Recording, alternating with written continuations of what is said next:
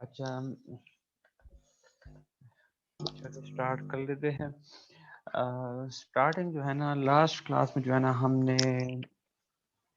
जो undefinable nature of psychological abnormality थी वो हमने सारी डिस्कस की थी।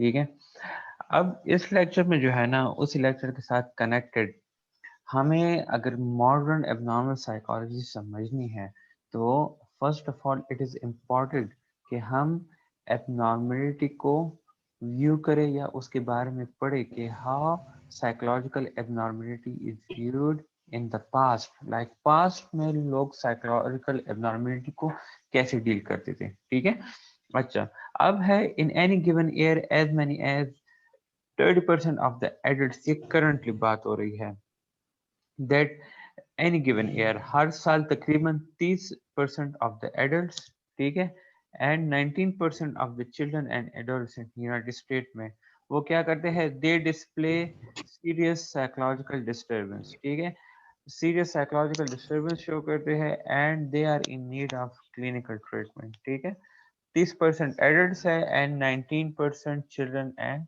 एडोलसेंट्स इन यूनाइटेड स्टेट की बात हो रही है। ठीक है, अच्छा, अगर हम अदर कंट्रीज का देखें तो अदर कंट्रीज में भी जो है ना जो रेट्स है वो यूनाइटेड स्टेट की तरह इसी तरह हाई है साइकोलॉजिकल डिस्टर्बेंस की। ठीक है, further more most people have difficulty, किस चीज में डिफिकल्टी इन्हें आती है, coping at various time and go through period of extreme tension. ठीक है, लाइक इसके साथ साथ मेजॉरिटी लोग इस तरह है जो कि डिफिकल्टी फेस कर रहे हैं किस चीज़ में, like coping at various time, हमेशा जो है ना लाइफ लाइफ के डिफरेंट प्रॉब्लम्स को कोप करने में, and they go through a period of extreme tension. ठीक है, एक्सट्रीम टेंशन से गुजर रही होती है। डिजेक्शन को जानते हैं? Kind of rejection sir. ना ना, डिजेक्शन जो है सैडनेस को कहते हैं। ठीक है, and other forms of psychological discomfort. ठीक है, it is tempting, yes tempting mean with sadness to conclude that majority of the problem, like जितने psychological problem है in modern world, उसके लिए sorry जो psychological problem है today, उसके लिए modern world मोस्टली रिस्पॉन्सिबल है। ठीक है, mean rapid change in technology. ठीक है, the growing threat of terrorism और डिक्लाइन इन रिलीजन हो गया है, इन फैमिली और अदर सपोर्ट सिस्टम। ठीक है, तो it is very sad that even ने ये कंक्लूजन दी हुई है कि आजकल जितने साइकोलॉजिकल प्रॉब्लम आ रहे हैं they are because of modern world changes में फिर एडवांस टेक्नोलॉजी हो गई है, फिर इसमें जो है आपकी ग्रोइंग थ्रेट ऑफ टेररिज्म आ जाता है, इसमें जो है ना आपका जो डिक्लाइन इन रिलीजन आ जाता है,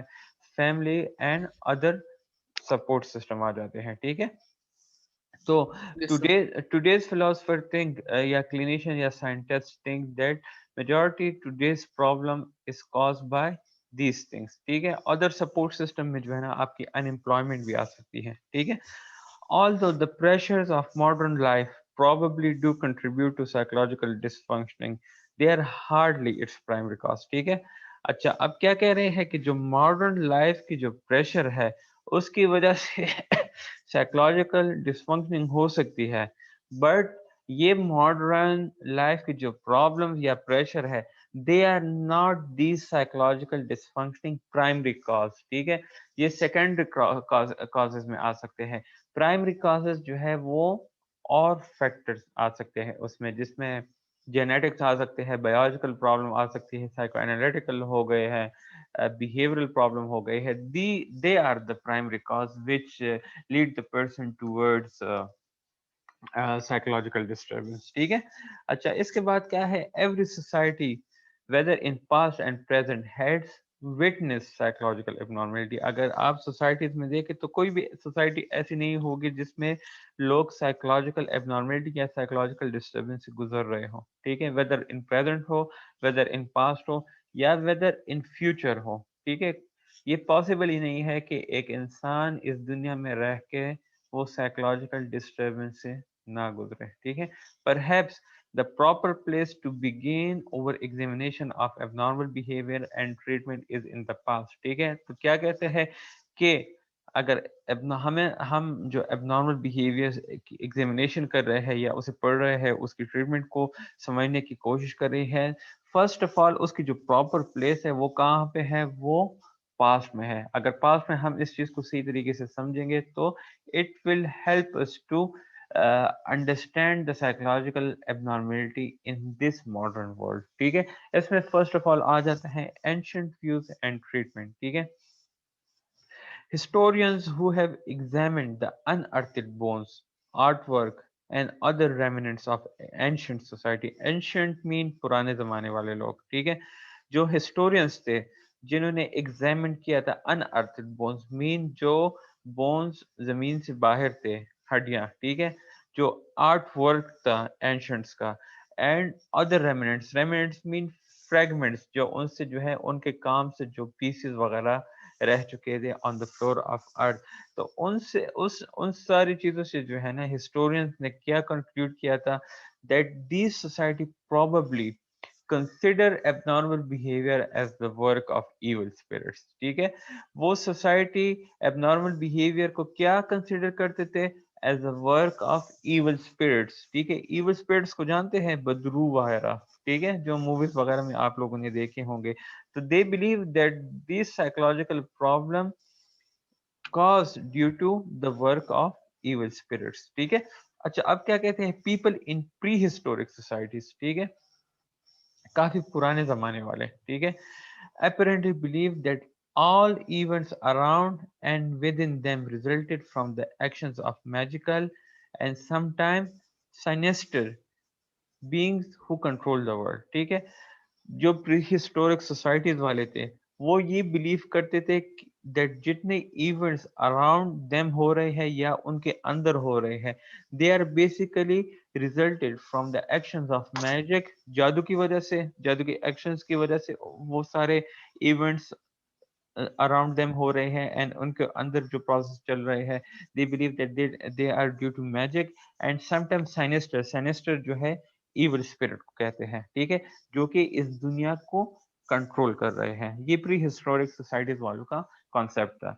इन particular they viewed the human body and mind as a battleground between external forces of good and evil। ठीक है, प्री हिस्टोरिक वाले ये समझते थे, प्री हिस्टोरिक सोसाइटीज वाले लोग, दैट जो ह्यूमन बॉडी एंड माइंड है ये एक बैटल ग्राउंड है between external forces. External forces क्या है उनके लिहाज से, इविल स्पिरिट, एंड जो गुड है, सॉरी यहाँ पे जो है ना battle ground between external forces of good and evil. Good क्या है, इंसान की अपनी जो अच्छाई होती है, एंड इविल क्या है, जो इविल स्पिरिट का अटैक होता है। तो ये लोग समझते हैं कि जो ह्यूमन माइंड एंड बॉडी है ये एक बैटल फील्ड है, एक बैटल ग्राउंड है, जिसपे जो है ना इन दोनों चीजों की जो है लड़ाई हो रही है। ठीक है, जिसकी वजह से अगर इविल स्पिरिट जीत जाता है, आगे जाके पढ़ेंगे भी, तो दे बिलीव दैट अगर इविल स्पिरिट जीत जाता है तो उसकी वजह से क्या होता है, साइकोलॉजिकल डिस्टरबेंस आ जाती है। अगर बंदा ठीक रहता है तो दैट्स मीन उसकी जो गुड विल है that is dominating the evil spirit। ठीक है, abnormal behavior was typically interpreted as a victory by evil spirit। ठीक है, वही पॉइंट जो मैंने आपको अभी बताया है। and the care for such behavior was to force the demon from a victim's body। ठीक है, they believe that जो abnormal behavior है उसे कैसे इंटरप्रेट किया जाता था, as a victory on battleground by evil spirits। ठीक है, और उसका इलाज क्या है, the care for such people, care क्या है, इलाज, treatment, for such people was to force the demons, उन demons को फोर्स करके विक्टिम की बॉडी से निकालना। करना। समझ आ समझ आ रही है, सबको आ रही है? यस सर, आ रही है। अच्छा, अनस यूनस,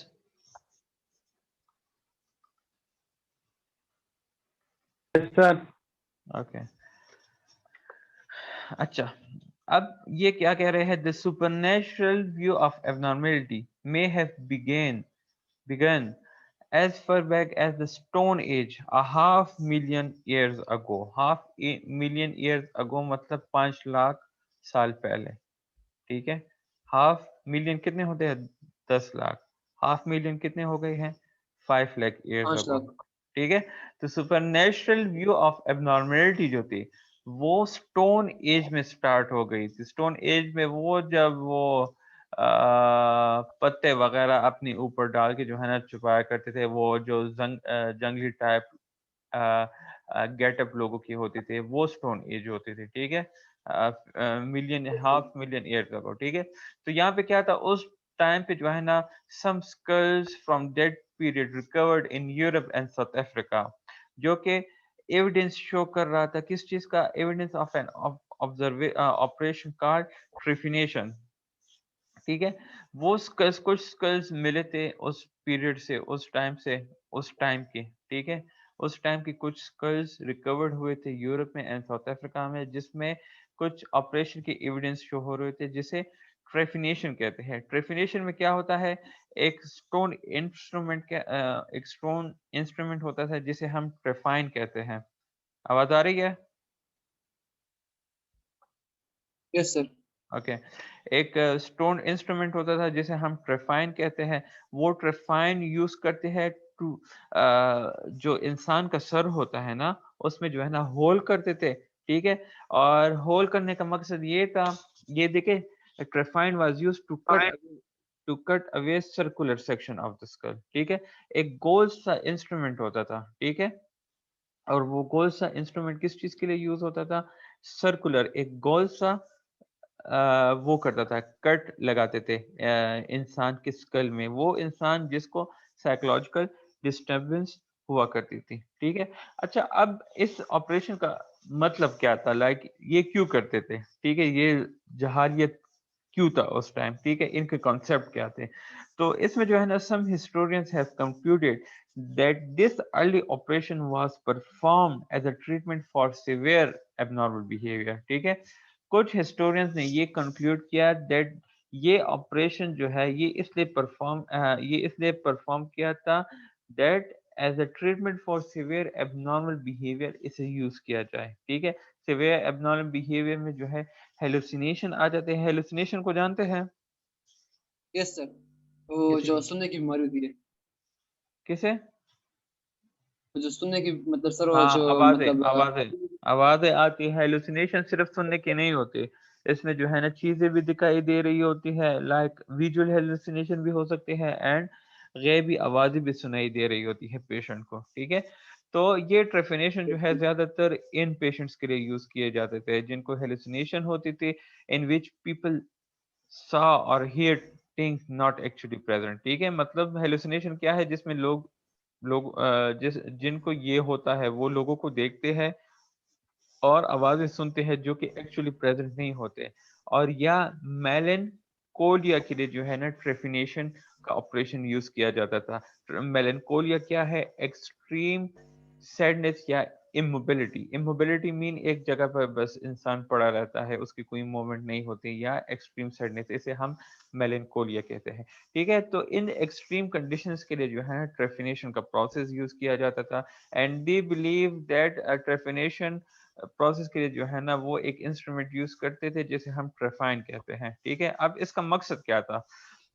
स्कल को जाहिर बात है जब ऑपरेशन करते थे उस ट्रेफाइन इंस्ट्रूमेंट से सर में जो है ना गोल सा वो सुराख करते थे। ठीक है, अब इसका पर्पस क्या था? इसका पर्पस ये था that the purpose of opening the skull was to release the evil spirit that was supposed to cause the problem. ठीक है, अब उस टाइम के जो स्टोन एज के लोग थे, हिस्टोरियंस जो लोग थे, प्री हिस्टोरिक लोग, वो ये समझते थे कि ट्रेफिनेशन की वजह से जो इंसान के सर में जो इविल स्पिरिट है, जिसकी वजह से ये साइकोलॉजिकल प्रॉब्लम आ रही है, इस होल को बनाने से वो इविल स्पिरिट उस होल के थ्रू सर से निकल जाएगा।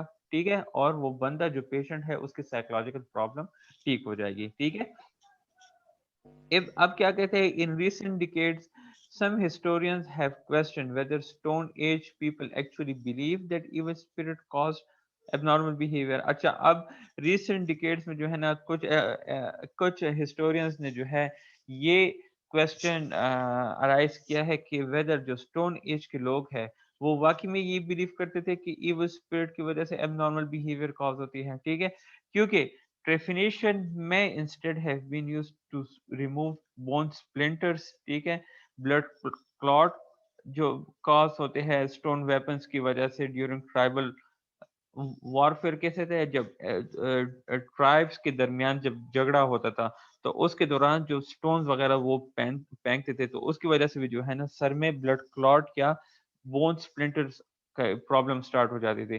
तो वो ये समझते हैं कि वेदर, हिस्टोरियंस ने ये क्वेश्चन अराइज किया कि वेदर उस टाइम के जो स्टोन एज के लोग थे वो ये समझते थे कि इविल स्पिरिट की वजह से एबनॉर्मल बिहेवियर हो रहा है या नहीं। ट्रेफिनेशन का प्रोसेस वो इसलिए यूज कर रहे थे कि वो बोन स्प्लिंटर को रिमूव करे या ब्लड क्लॉट को रिमूव करे जो कि स्टोन वेपन्स की वजह से बना हुआ हो। ठीक है, क्लियर है यस सर। सबको? Yes sir. Yes sir. Okay, ये देखे ये पिक्चर नजर आ रही है, यस सर। ये देखे यस सर आ रही है। ये ट्रेफिनेशन है, ये सर में दो होल्स देखे, ये ट्रेफाइन यूज करके जो है ना ये होल्स किए जाते थे और ये इस बिलीफ के साथ किए जाते थे कि सर के अंदर इविल स्पिरिट है और इविल स्पिरिट की वजह से वो साइकोलॉजिकल प्रॉब्लम हो रही है। ठीक है, तो ये होल्स तो सर इसके बाद तो क्या होल्स के बाद तो मतलब अगला बंदा जिंदा नहीं रहता होगा, तो फिर मतलब ब्रेन तो क्यों ठीक नहीं होता, बना? ब्रेन तो ठीक होता था ना, वो सिर्फ ये चीज हटाते थे, ये स्कल जो है, ठीक है, सिर्फ ये हड्डी को हटाते थे, बाकी ब्रेन को नुकसान नहीं पहुंचाते थे। ठीक है, तो उनका पर्पस ये था कि यहाँ से जो है ना सर में इविल स्पिरिट है और इविल स्पिरिट निकाल के फिर साइकोलॉजिकली वो पेशेंट ठीक हो जाएंगे, बट ठीक सर। ये उनकी सोच थी। अच्छा, अब क्या कहते हैं,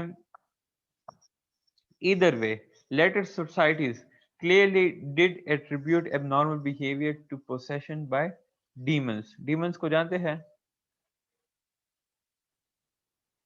शैतान। demons जो है ये एक लाइक डेविल के लिए भी आप यूज कर सकते हैं और जो वो होते हैं विजिट्स टाइप जो होते हैं ना, एक हम लोग जो वो कंसिडर करते हैं बला वगैरह। ठीक है, तो यस सर। लेटर सोसाइटीज जो थे स्टोन एज के बाद, उन्हें एबनॉर्मल बिहेवियर को एट्रीब्यूट किया किस चीज के साथ, पोसेशन बाय डीमंस। लाइक हम पश्तो में कहते हैं ना कि पेरियान पे किए नाश्ता। ठीक है, समझ आ जी रही है? तो ये वो वाला किस्सा है। जी सर। लेटर सोसाइटी ने क्या किया, उन्होंने सही सर। एबनॉर्मल बिहेवियर को पोसेशन बाय डीमंस के साथ कनेक्ट किया। ठीक है, अब जो इजिप्शियंस थे, चाइनीज थे एंड हेब्रियो, हेब्रियो जो स्पेनिश लैंग्वेज बोलते हैं उन्हें हेब्रियो कहते हैं। ठीक है, Egyptians, Chinese and Hebrew writing all account for psychological deviance this way. ठीक है, these three all writing about abnormal behavior and they connect abnormal behavior to possession by demons। ठीक है, बाइबल क्या कहता है, for example describes how an evil spirit from the Lord affected King Saul and how David feigned madness to convince his enemies that he was visited by divine forces। ठीक है, अब Bible अल्लाह knows better कि उसमें कहाँ पे ये लिखा हुआ है, लेकिन उन्होंने ये रेफरेंस वहां से दी है कि उसमें ये डिस्क्राइब हुआ है कि कैसे इविल स्पिरिट लॉर्ड की तरफ से जो है ना आके किंग सऊल को जो है ना जाके उसने एफर्ट किया था, एंड कैसे डेविड फेन ने उसकी जो मेडनेस थी उसने जाके जो है ना अपने एनिमीज को कन्विंस किया था कि उसके उसके पास जो है एक डिवाइन फोर्सेस ने जो है ना जाके विजिट किया था। डिवाइन मीन्स जो आसमानी मखलूक है।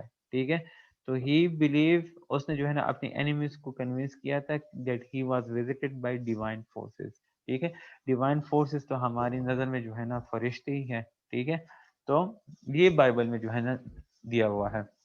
अच्छा, अब इसके बाद ट्रेफिनेशन के बाद एक और चीज आ जाती है, एग्जॉर्सिज्म। ठीक है, एग्जॉर्सिज्म क्या चीज है, the treatment for abnormality in these early societies were often exorcism। ठीक है, exorcism में क्या था, exorcism में जो है ना पहले एक ये एक ऐसी आइडिया है जिसमें इवल स्पिरिट को जो है ना पहले प्यार से समझाते थे कि to leave the person body, ठीक है।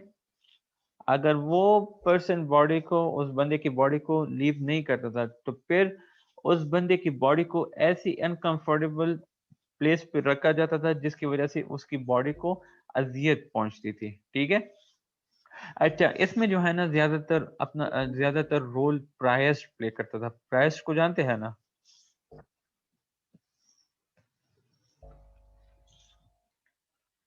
प्रायस्ट को जानते हैं?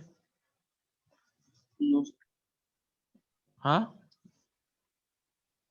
नो प्रायस्ट ये क्या है नो यार? सर। पादरी जो होते हैं चर्च में, उसे हम प्रायस्ट ठीक कहते है हैं ना, सर, सर सर। ठीक है। Yes sir. ठीक सर। अच्छा, अच्छा, अब यहाँ पे जब सर इस वो तो बिशप के थे। क्या चीज? Sir bishop. ना प्रायस्ट होते हैं वो जो चर्च में होते हैं, पादरी, ठीक है। Yes sir. अच्छा, अब क्या है, जब प्यार से पहले समझाना होता था इवल स्पिरिट्स को कि वो उस बंदे की बॉडी को लीव करे, अगर नहीं करते थे तो फिर क्या होता था, उस बंदे की बॉडी को जो है ना एक अनकंफर्टेबल जगह पे रखा जाता था, ठीक है। और फिर उस जगह पे प्रायश्च क्या करता था, वो अपने कुछ सबक की रिसाइटेशन, जो उनकी अपनी प्रेयर्स होती थी, वो जाके पढ़ते थे वहां पे, ठीक है। जो इविल स्पिरिट होता था यस सर। उनके उनके साथ जो है ना बात करने की कोशिश करते थे, ठीक है। लेकिन जब बात हद से ज्यादा बढ़ जाती थी तो they start insulting the spirits, ठीक है। उन पे जो है ना जादू करने की कोशिश करते थे, लाउड नॉइसेस मेक करने की कोशिश करते थे, और समटाइम उस बंदे को जो है ना ऐसे बिटर पोशंस, कुछ ऐसी चीजें दी जाती थी जिसकी वजह से जो है ना उस बंदे को तकलीफ ज्यादा हो जाती थी, उसकी बॉडी को ज्यादा तकलीफ पहुंची थी, जिसकी वजह से, क्योंकि इनका बिलीफ तो ये था कि इनके अंदर जो डीमन है जिसने इसकी बॉडी को पोसेस किया हुआ है, वो इस उस बंदे की बॉडी को अजियत देने से जाके उसकी बॉडी को छोड़ देगा, ठीक है।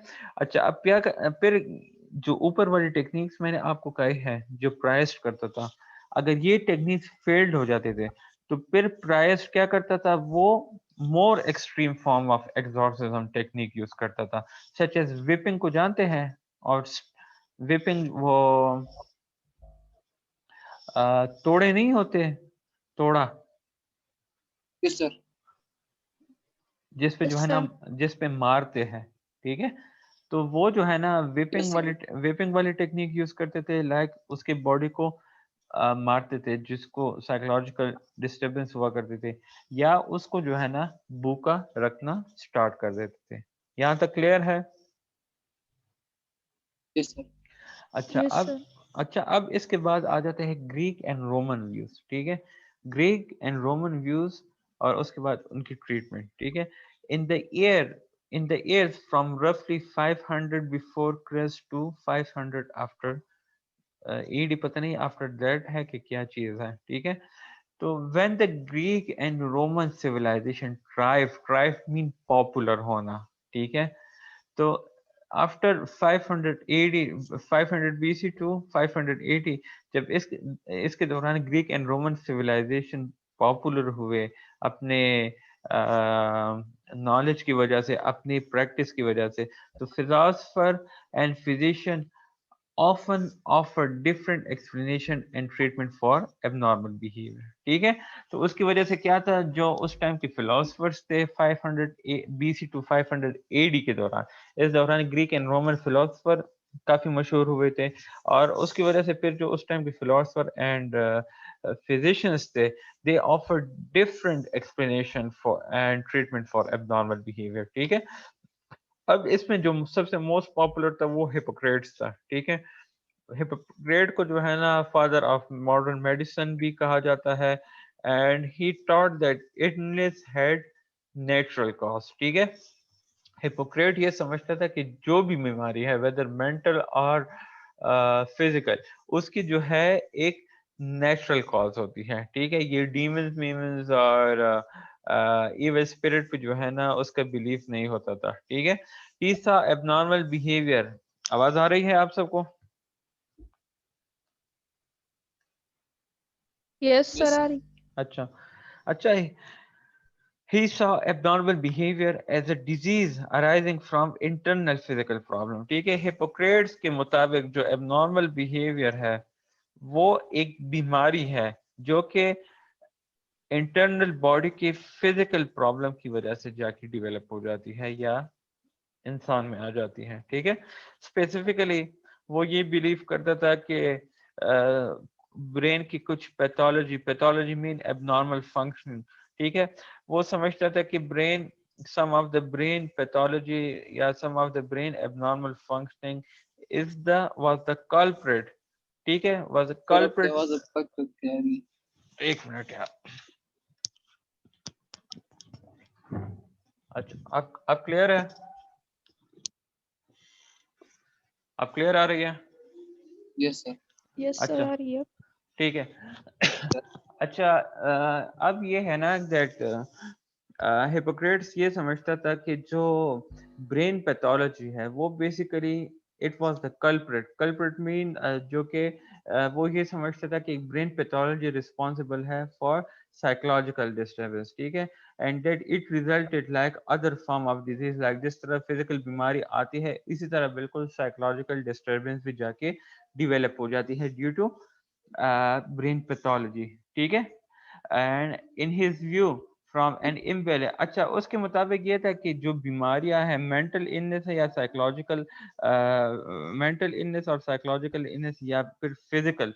ठीक है, तो ये इम्बेलेंस ऑफ 4 बॉडी फ्लूइड्स होता है। ठीक है, हमारे बॉडी में वो समझता है कि 4 फ्लूइड्स है जो कि मेनली रिस्पॉन्सिबल है फॉर और इलनेसेस, वेदर फिजिकल और साइकोलॉजिकल। ठीक है, और ये 4 फ्लूइड्स जो है that is basically circulating in our body. ठीक है, इसमें जो है ना येलो बाइल आ जाता है, इसमें ब्लैक बाइल आ जाता है, इसमें ब्लड आ जाता है और इसमें फ्लेम आ जाता है। ये चीजें जो है ना आप लोगों ने पढ़ी भी है फर्स्ट सेमेस्टर में, अगर आप लोगों को याद हो। सेकंड में Yes, पता sir. नहीं Yes, है। sir. हाँ, ठीक है। अच्छा, अब यहाँ पे क्या है, एन एक्सेसिव, अगर बॉडी में जो है ना येलो बाइल एक्सेसिव हो जाए तो उसकी वजह से जो है ना मेनिया हो जाती है। मेनिया क्या है? State of hyper activity condition है। हाइपर एक्टिविटी ये है इंसान एक जगह पे बैठता नहीं है, हर काम में जो है ना लाइक वो तकता नहीं है, बस कभी इधर कभी उधर एक जगह पे बैठता नहीं है, रेस्टलेस होता है, लाइक हर टाइम एनर्जेटिक फील करता है। ठीक है, तो ये जो है ना बेसिकली मेनिया की एक करेक्टरिस्टिक है। ठीक है, तो according to Hippocrates if yellow bile become imbalance और get rise in over blood circulation, तो it will lead to condition of mania. ठीक है, अगर ब्लैक बाइल एक्सेसिव हो जाए इन आवर ब्लड सर्कुलेशन तो it will lead to melancholia। Melancholia is a state of extreme sadness and immobility। ठीक है, extreme sadness तो आपको पता होगा, इंसान जो है ना बिल्कुल इमोशंस नहीं होते, बिल्कुल ब्लंट बैठा होता है, बिल्कुल उसकी फेस पे जो है ना हैप्पीनेस होती नहीं है। ठीक है, बिल्कुल लाइक अगर आप बात कर रहे होते हैं तो they are unresponsive to your questions. ठीक है, इसके अलावा इमोबिलिटी उनकी बिल्कुल नहीं होती, they are not movable, like एक जगह पे जो है ना बस न्यूट्रल होके बैठे होते हैं। ठीक है, लाइक जिस तरह डमी होती है बिल्कुल उस तरह इनकी मिसाल होती है। तो according to Hippocrates if black bile get rise in our blood तो it will lead to state of melancholia। melancholia क्या है? unshakable madness, sadness। ठीक है, अच्छा अब according to him if we need to treat psychological dysfunctioning, Hippocrates thought to correct the underlying physical pathology। For example, if yellow bile imbalance है तो Hippocrates believed that we need to target that imbalance of yellow wine. ठीक है, like और चीजों की जो है ना हमारे साथ उनके उन चीजों के साथ काम ही नहीं है। ठीक है, हमें पता है कि इस चीज की वजह से ये प्रॉब्लम आ रही है, तो वो क्या करेगा, जो इम्बैलेंस आ रही है ब्लैक बाइल की या येलो बाइल की, तो उस चीज की करेक्शन पे फोकस करेगा अकॉर्डिंग टू हिपोक्रेट्स। ठीक है, अच्छा अब इसके बाद है he believed, for instance, that the excess of black bile underlying molecule could be reduced। अब ये ट्रीटमेंट उसने बताई है दैट ब्लैक बाइल की ट्रीटमेंट हम कैसे कर सकते हैं to buy a quiet life, ठीक है, लाइक जब वो हो बिल्कुल इंसान की जो है ना बिल्कुल लाइक ग्रीनरी की तरफ इंसान को जाना चाहिए, जहाँ पे जो है ना बिल्कुल सुकून हो, स्ट्रेस फ्री लाइफ हो, डाइट ऑफ वेजिटेबल उसमें होना चाहिए, टेम्परेंस होनी चाहिए, एक्सरसाइज होनी चाहिए, ठीक है, सेलेबसी एंड इवन ब्लीडिंग, ठीक है। तो ही बिलीव दैट इन चीज़ों की वजह से जो ब्लैक बाइल की एक्सेस है वो हम कंट्रोल कर सकते हैं, और उसकी वजह से जो मेलेंकोलिया है that can be reduced, ठीक है, मेलेंकोलिया की जो सिम्टम्स हैं। हिपोक्रेट्स ने क्या किया था, he focused on internal causes for abnormal behavior and this thing was shared by the Greek philosophers, ठीक है, जिसमें प्लेटो है एंड एरिस्टोटल है, and by influential Greek and Roman physician, और जितने ग्रीक एंड रोमन फिजिशियन हैं उन्होंने भी हिपोक्रेट्स के, प्लेटो एंड एरिस्टोटल के साथ हिपोक्रेट्स के आइडिया को लेके आगे जाके अपने प्रोफेशंस जाके कंटिन्यू किए थे, ठीक है। अच्छा, मुझे टाइम आ गया है तो मैं जो है ना आप लोग को सेकंड लिंक शेयर करता हूँ, ठीक है। आप लोग काइंडली जल्दी वो ज्वाइन करें, बस 5 स्लाइड्स है वो भी कर लेते हैं, फिर इंशाल्लाह बस आप लोग छुट्टी करें। Yes.